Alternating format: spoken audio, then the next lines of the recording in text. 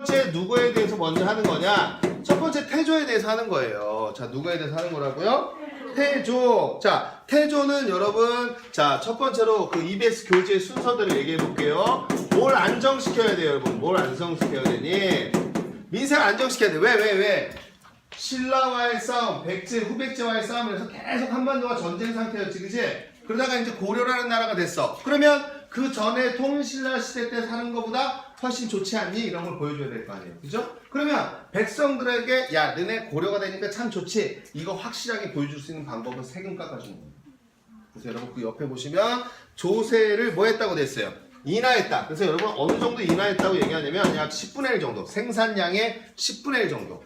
생산량의 10분의 1 정도, 쌀의 생산량 10분의 1 정도만 내게 하는 걸로 이 세금을 깎아줍니다. 세금 깎아주면 다 좋아합니다. 여러분 아버님들도 세금 깎아준다고 뉴스 나와보세요. 엄청 좋아하실 거예요. 네, 세금 깎아주면 다 좋아해. 그 다음에 여러분 거기 그 옆에 흑창 춤추시고,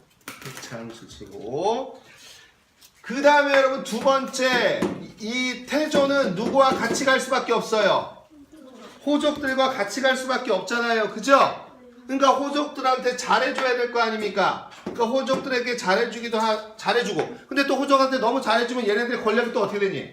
너무 커지니까 또 호족들을 좀 모아는 정책도 있어야 되고 견제하는 정책도 있어야 되잖아. 그치? 어쨌든 태조는 호족과 같이 가고 싶어서 혼인하죠. 그죠? 20-30명이 되는 자기 부인이 있습니다. 워낙 호족들하고 뭘 하다 보니까 유대관계를 맺으려고 하는데 유대관계 중에 가장 좋은 게 결혼이잖아요. 그 혼인관계를 맺고 그 혼인관계를 맺으면서 여러분 이 호족들에게 반직도 주고 모두 준 거죠. 토지도 주고 그러면서 여러분 몰로도 임명해주고 사신관이라는 걸로도 임명을 해주게 되는 건데 이 사신관이라는 게 뭐냐면 얘들아 이런 거야. 신라 마지막 왕이었던 누가 있었니? 신라 마지막 왕이었던 경순왕이 있잖아요. 이 경순왕을 어디에 사신관으로 임명하냐면 경주 사신관으로 임명합니다. 그러면서 야 경주 지역을 네가 다스려라 이렇게 얘기하는 거예요. 그러니까 무슨 말이냐면 경순왕이 신라를 들어다가 왕건이한테 바쳤잖아요. 그러니까 왕건이 경순왕에게 너를 내가 경주에 뭐로 임명하겠다. 사신관을 임명할 테니 경주 지역을 네가 잘 다스려라 이렇게 얘기한 겁니다. 경주가 어떤 곳입니까? 500년 동안 신라의 수도였지 않습니까? 근데 만약에 고려인이 가가지고 경주를 다스린다고 하면 그 경주 사람들이 반발심이 어떻게 하겠어요? 세질 거 아니에요. 그러니까 그냥 어차피 경주 사람들 입장에서 보면 옛날 우리 왕이 또 다스리는 거잖아요. 그러니까 경순왕의 말빨이 잘 먹히겠죠. 그죠? 그래서 이제 사신관으로 임명하면서 그 지역에 대한 권한을 주기도 합니다. 근데 여러분 이렇게 하면 너무 권력이 어떻게 돼요? 너무 세지잖아요. 그죠? 너무 세지니까 얘네들 또 견제하는 정책을 하나 펴야 되는데 그 견제하는 정책이 뭐냐면 기인 제도입니다. 무슨 제도라고요?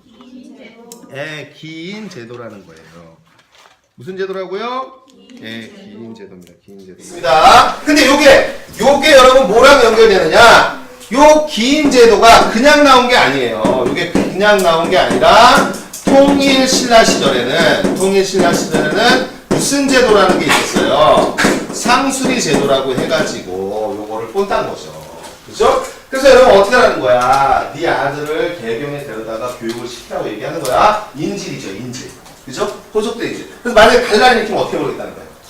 네, 네 자식들 죽여버리겠다고 얘기를 하는 겁니다. 그래서 여러분 이렇게 기인 제도라는 게 있다라는 거. 그래서 태조의 정책 중에 시험에서 잘 나오는 게 저 호족들과 관련된 거죠. 호족들 관련된 거. 되셨습니까? 네, 그 다음에 여러분 이제 그 다음에 뭐가 있냐면 그 다음에 이제 시험 문제 나오는 것이 무슨 정책이냐면 얘들아 무슨 정책이죠? 북진 정책. 자, 고려라는 나라의 이름을 세우는 것도 이유도 여러분 무슨 고구려를 계승했다는 어떤 의미가 있기 때문인 거잖아요. 그러니까 당연히 고구려를 계승했으니 당연히 북쪽으로 어떻게 가야 돼요? 영토를 넓혀야죠. 왜? 고구려의 옛 땅을 찾아야 될 거 아니에요. 그러니까 북진 정책을 펴야 되는데 북진 정책을 펴야 되니까 얘들아 어디를 중요시할 수밖에 없어. 서경은 오늘날 어디다 얘들아? 평양. 이 평양을 중시할 수밖에 없는 거죠. 서경을 중시할 수밖에 없는 거죠. 그치? 북쪽으로 가는 근거지가 될 테니까. 그죠? 그래서 왕건이 영토를 넓혀요. 어떻게 넓히냐면 통일 조금 이따 필기하세요. 여기 제가 간격을 놔둔 이유가 있습니다. 통일신라 시절에는 여러분 서쪽에서는 대동강에서 어디예요? 원산만까지잖아요. 동쪽으로. 그죠? 근데 여러분 이거를 고려 왕건이 이거를 북진 정책을 펴가지고 청천강으로 영토를 확장시킨단 말이야. 서쪽으로는. 그리고 여기를 무슨 강까지로 확장시켰냐면 영흥강까지로 영토를 확장시켜 놓는다고. 그래서 시험 문제가 어떻게 나오냐면 여기다 이렇게 비금 쳐준 다음에 이만큼 영토 넓힌 애가 누구니? 라고 물어봐. 알았지? 그럼 누구야? 네, 왕건. 태조가 되는 거야. 됐습니까? 지도로 보면 이렇게 되는 거예요. 지도로 보면 요렇게 우리나라가 있다면 대동강에서 원산만까지였는데 청천강에서 어디까지로? 영흥만으로 영토를 넓힌 거죠. 영토를 영토를 이렇게 넓혀가지고 넓힌 사람이 있다! 그 사람이 누구니? 라고 물어보면 뭐라고 대답하고? 왕건이다 라고 여러분들 대답하는 거야. 알았지? 그래서 태조의 정책 중에는 호족과 관련된 정책, 그 다음에 무슨 정책? 그렇지, 북진 정책. 요 정도가 시험 문제에 나올 만합니다. 되셨나요? 태조가 죽고 나서 누구한테 권력을 넘겨주냐면 자기 아들에게 넘겨줘요. 태종에게. 근데 이 사람이 되게 심약한 사람입니다. 그 심약하면서 누구를 이겨내지 못하냐면 호족들을 이겨내지 못해요. 얘네들을 이겨내지 못합니다. 그러다 보니까 호족들의 힘이 세지면서 왕권이 어떻게 되는 거죠? 약화돼요. 그래서 이제 자기 동생한테 이 사람이 죽어요. 그래서 죽으면서 정종인 둘째 동생한테 물려주거든요. 근데 이 동생도 왕권을 뭔가 강화시키려고 하다가 이 호족들에 의해서 무산되면서 얘네들 때 왕권이 뭐하게 돼버려요? 타락하게 돼요. 타락하면서 누구의 힘이 세지냐면 호족들의 힘이 엄청 세지게 되는 거죠. 그러니까 이 호족들이라면 누구겠니 얘들아? 왕건이와 같이 뭐 했던 애들? 칼 들고 나가서 고려라는 나라를 만들었던 애들이겠지, 그치? 그리고 그 아들들, 이런 애들의 힘이 너무 어떻게 한다? 세진 거야. 왜냐면 태조는 고려라는 나라를 만들기 위해서 누구와 같이 갈 수밖에 없었으니까. 호족과 같이 갈 수밖에 없었으니까. 근데 이 아들들한테는 말빨이 잘 안 먹히는 거죠. 그래서 여러분 그 다음 왕이 누가 나오는 거예요? 그 다음이 광종이 나오는 거예요. 그러면 이 광종은 뭘 해야 되겠다는 생각을 했을까요? 당연히. 그렇죠. 광종의 정책은 이거밖에 없는 거예요. 내가 왕권을 어떻게 하리라? 강화시키리라. 알았지? 그래서 여러분 시험 문제는 태조. 그 다음에 누구 나오는 거예요? 누구? 광종 이렇게 나오는 거예요. 태조, 광종.